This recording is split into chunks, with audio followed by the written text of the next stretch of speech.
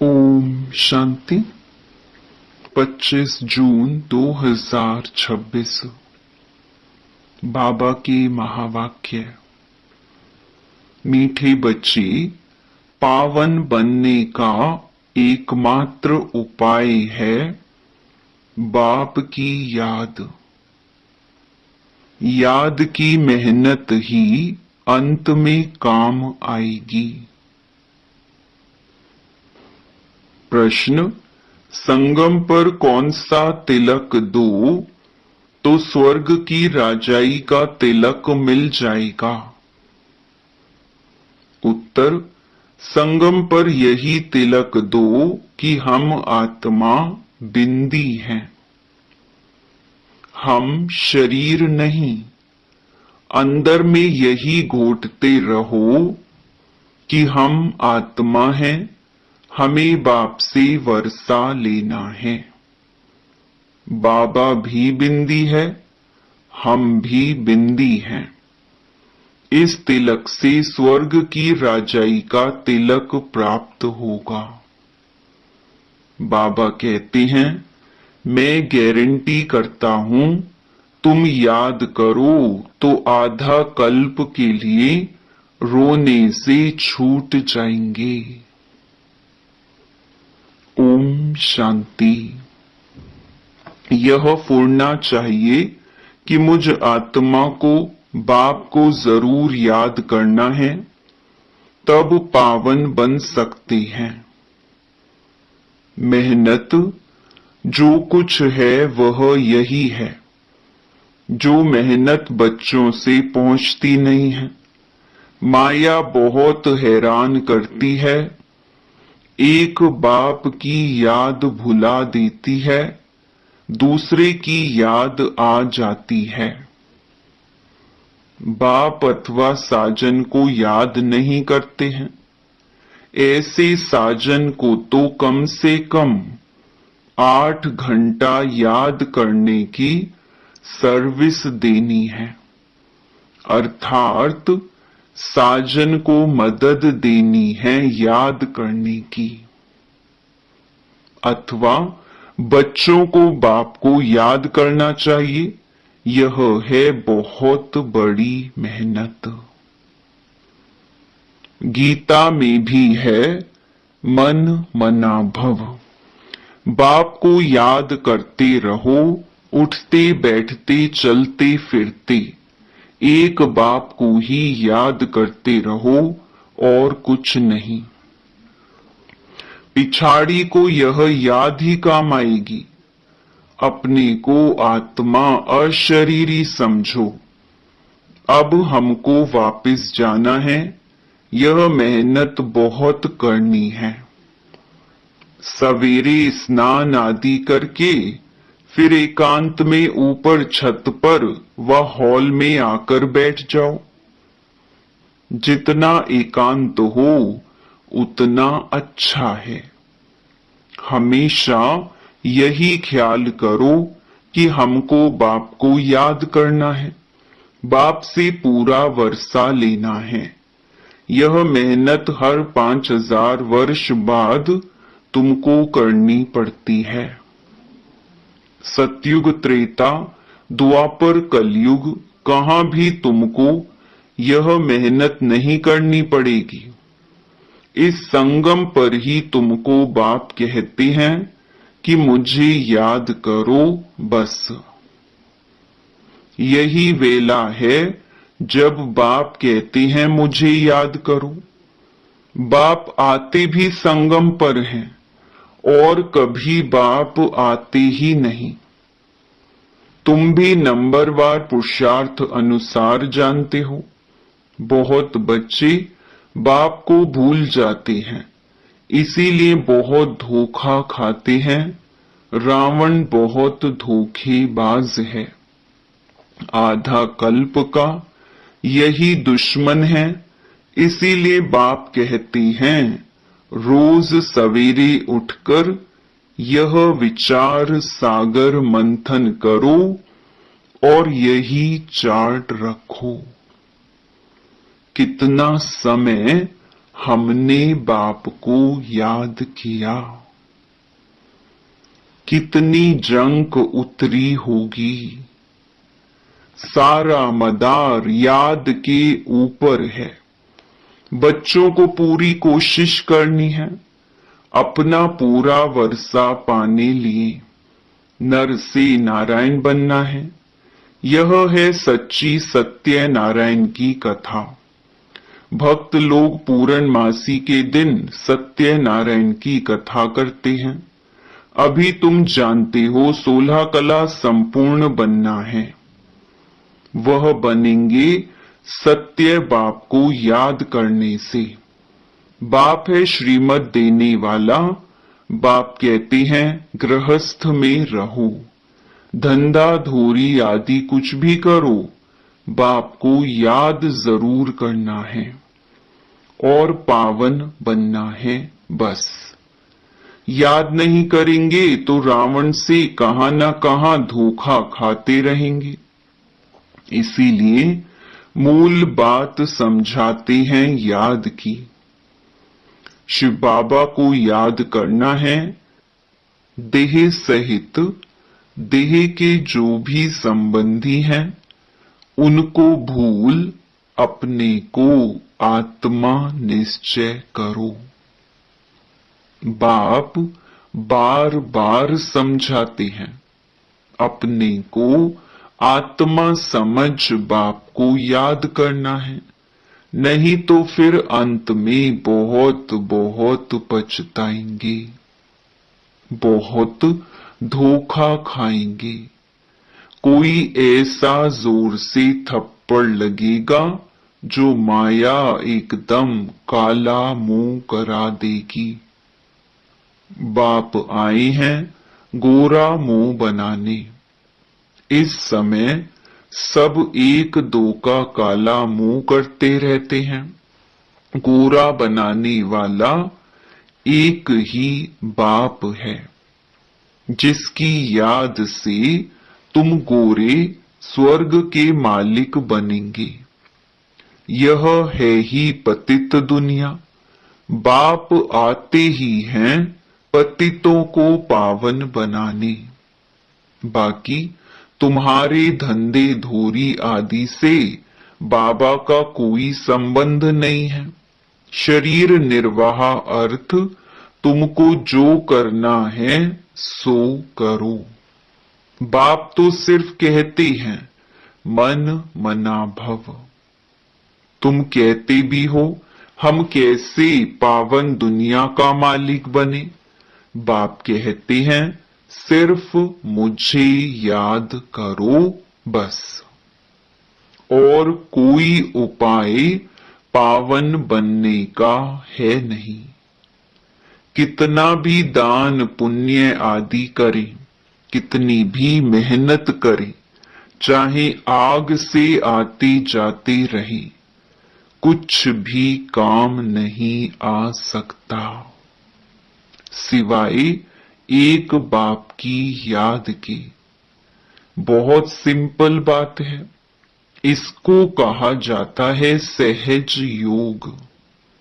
अपने से पूछो, हम अपने मीठे मीठे बाप को सारे दिन में कितना याद करते हैं। नींद में तो कोई पाप नहीं होते हैं, अशरीरी हो जाते हैं। बाकी दिन में बहुत पाप होते रहते हैं और पुराने पाप भी बहुत हैं। मेहनत करनी है याद की। यहां आते हो तो यह मेहनत करनी है। बाहर के वाहियात संकल्पों को उड़ा दो, नहीं तो वायुमंडल बड़ा खराब कर देते हैं। घर के खेती बाड़ी के ख्यालात चलते रहते हैं। कभी बच्चे याद पड़ेंगे, कभी गुरु की याद आएगी। संकल्प चलते रहेंगे तो वायुमंडल को खराब कर देंगे। मेहनत नहीं करने वाले विघ्न डालते हैं। यह इतनी महीन बातें हैं, तुम भी अभी जानते हो, फिर कभी नहीं जानेंगे। बाप अभी ही वर्षा देते हैं, फिर आधा कल्प के लिए निश्चिंत हो जाते हैं। लौकिक बाप के फुरने माना ख्यालात और बेहद बाप के फुरने में कितना अंतर है। बाप कहते हैं कि भक्ति मार्ग में मुझे कितना फुरना रहता है, भगत कितना घड़ी घड़ी याद करते हैं। सतयुग में कोई भी याद नहीं करते।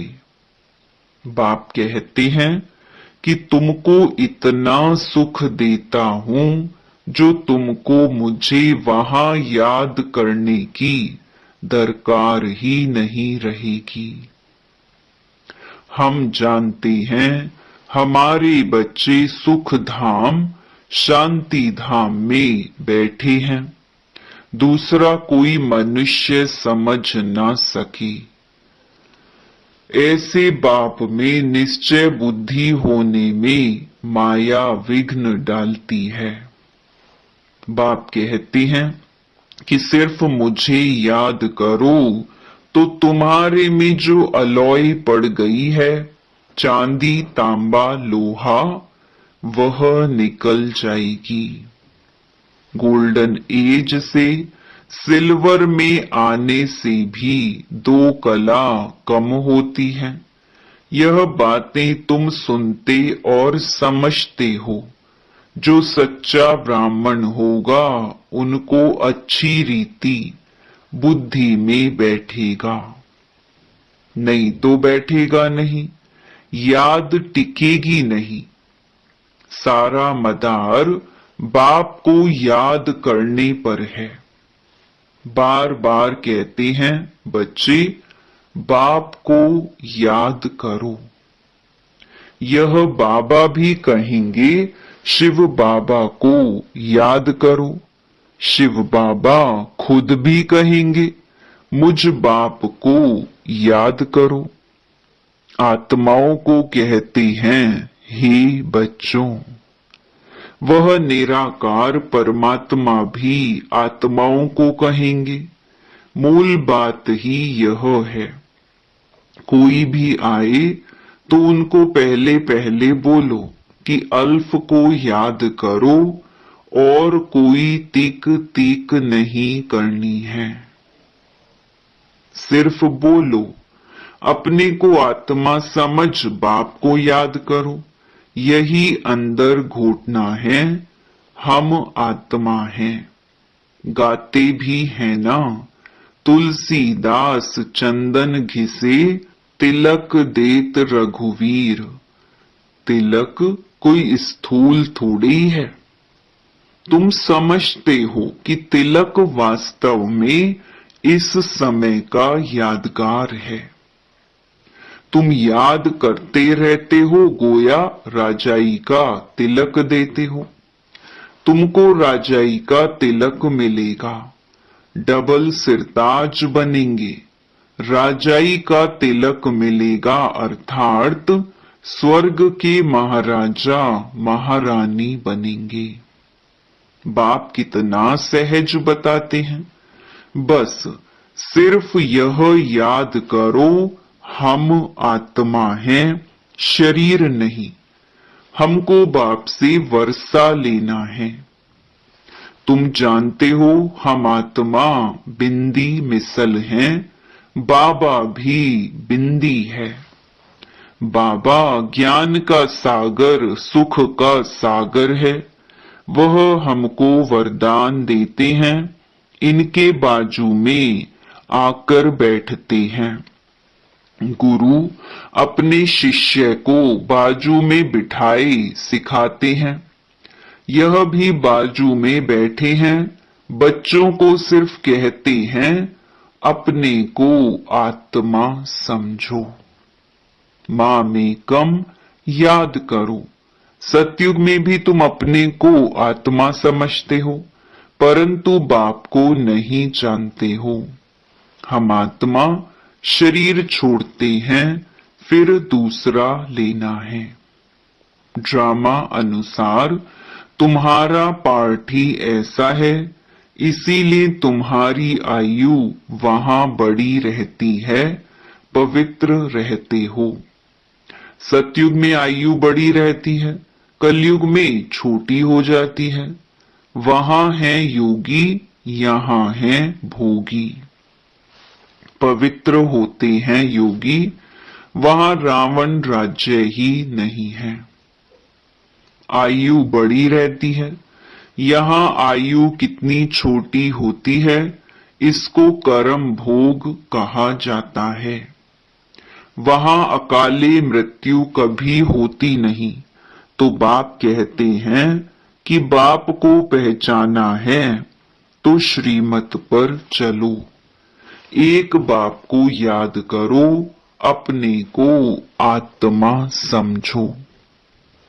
हमको अब जाना है, यह शरीर छोड़ना है, बाकी टाइम सर्विस में लगाना है।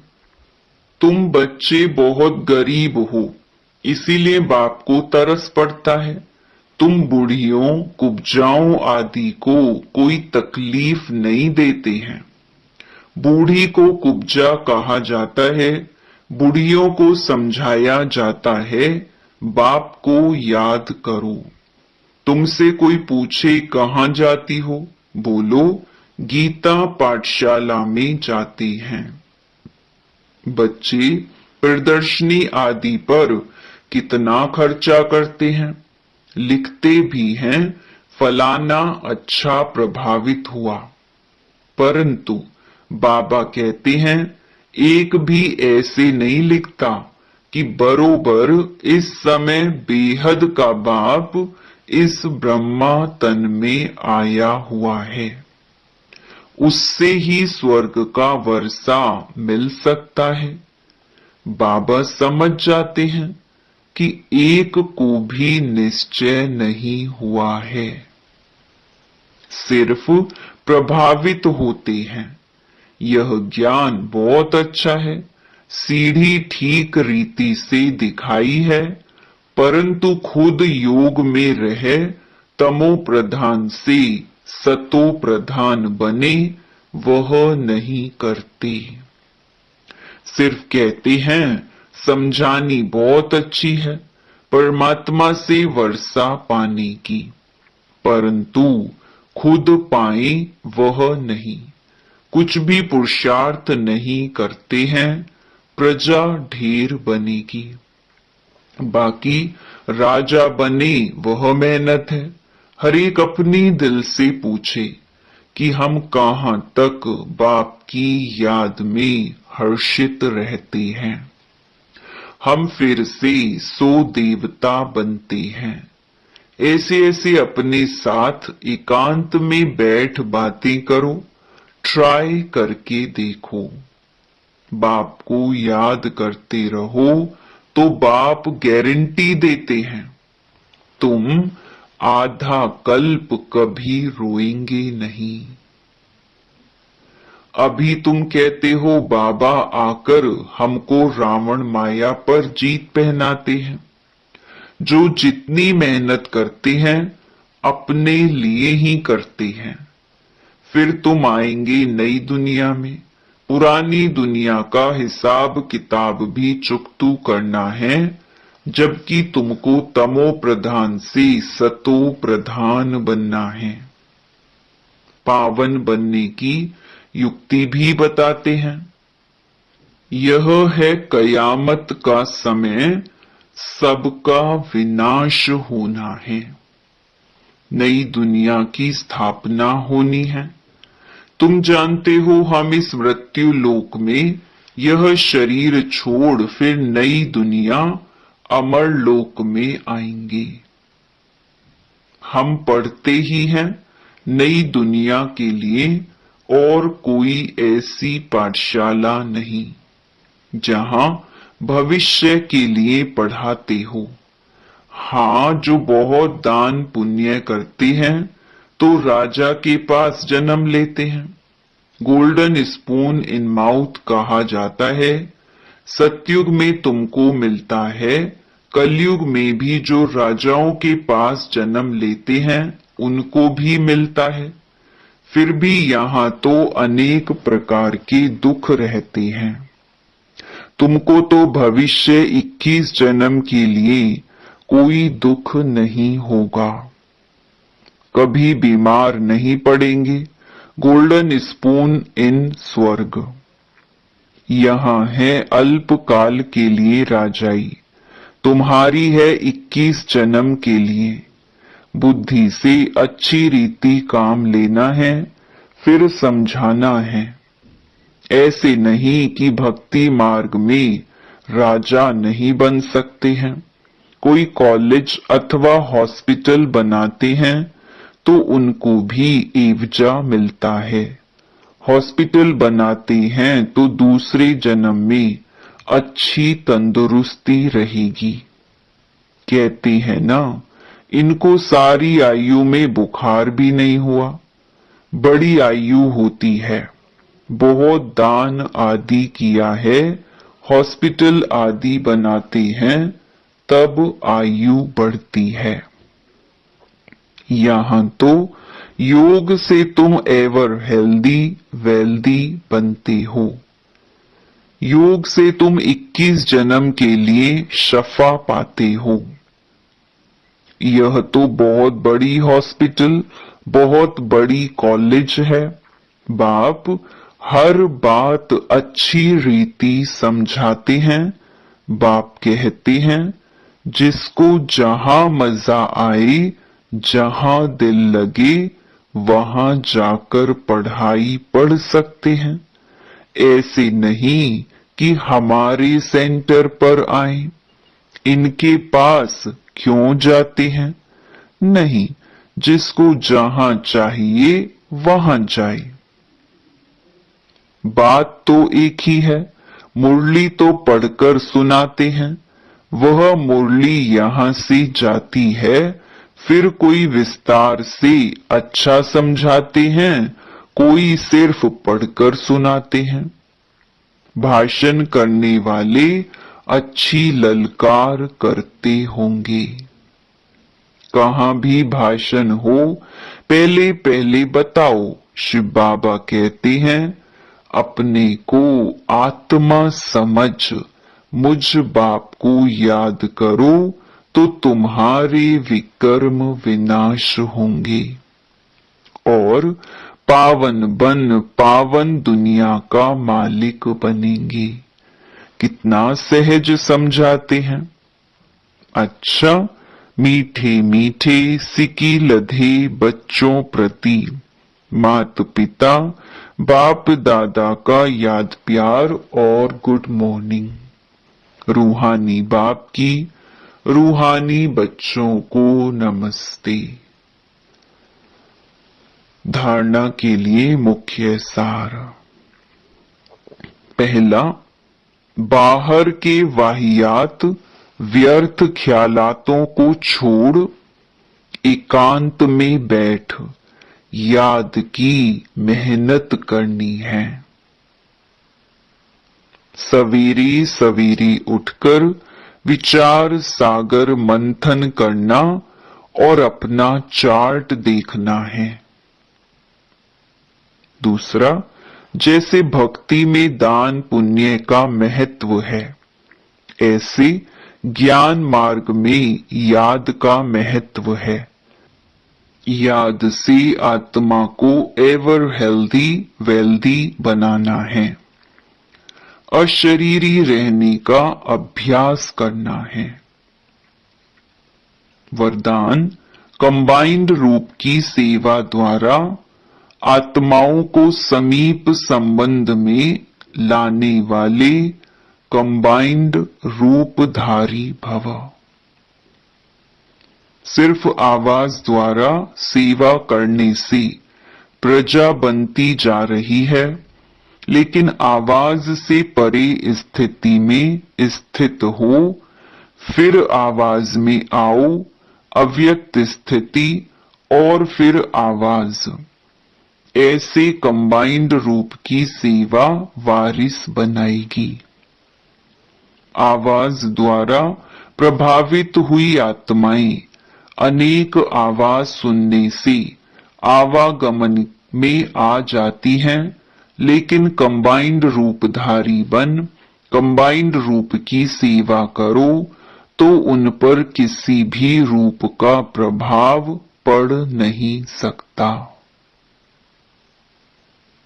स्लोगन: साधनों में बेहद के वैराग्य वृत्ति की साधना मर्ज होने ना दो।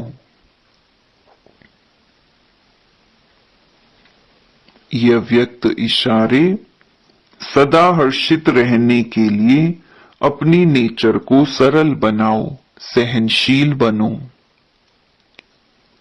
जो सहनशील बच्चे हैं वे अपनी सहनशीलता की शक्ति से कैसे भी कठोर संस्कार वाले को, कैसे भी कठिन कार्य को शीतल बना देते हैं व सहज कर देते हैं।